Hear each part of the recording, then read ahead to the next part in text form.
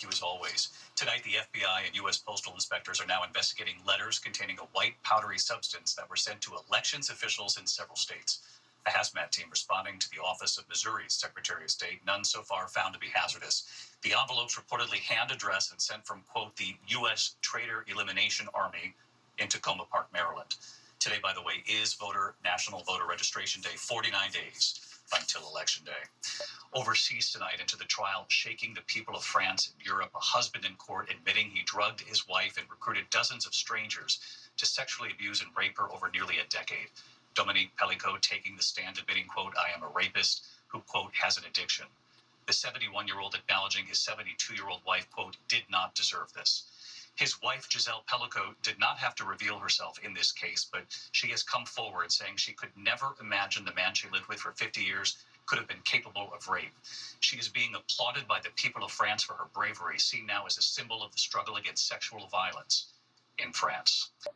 To the index of other news, a new study finds drinking up to 3 cups of coffee a day may be good for your heart. Researchers in China and Sweden say consuming up to 300 milligrams of caffeine daily may actually lower the risk of heart disease, stroke, and type 2 diabetes, saying their research shows coffee drinkers overall have better heart health, within, of course, limits. Tonight, the FDA is expanding approval of a drug used to treat metastatic breast cancer. Drug maker Novartis says Kisqali can now also be used to treat patients in earlier stages of the disease. The company says the drug reduces the risk of a patient's cancer returning by up to 25% in the first 3 years. A rare lunar trifecta in the sky tonight, a super harvest blood moon. This year's harvest moon is also a supermoon and a blood moon, which will occur during tonight's partial eclipse. It peaks at about 10:44 Eastern. When we come back here tonight, the remarkable story, high school sweethearts and what they decided to do so many years ago. What's now happened tonight?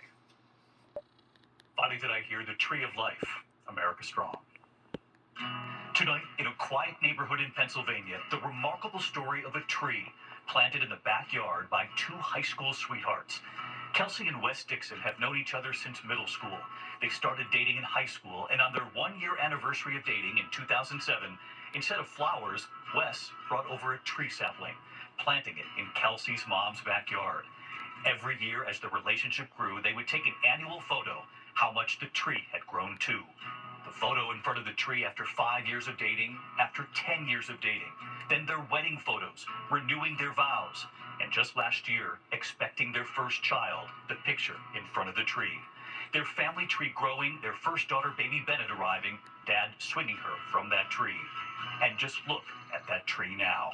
The community has watched it grow and thrive, and the family hoping it sends a message. Tonight, Mom Kelsey saying, with all the things we pursued, we constantly come home. The roots give us the wings.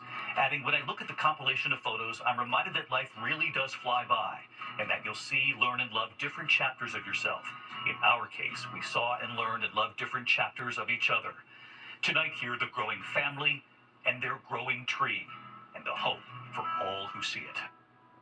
Kelsey and Wes and their Tree of Life, we wish you many more years of health and happiness for your family and your tree. I'll see you tomorrow. Good night.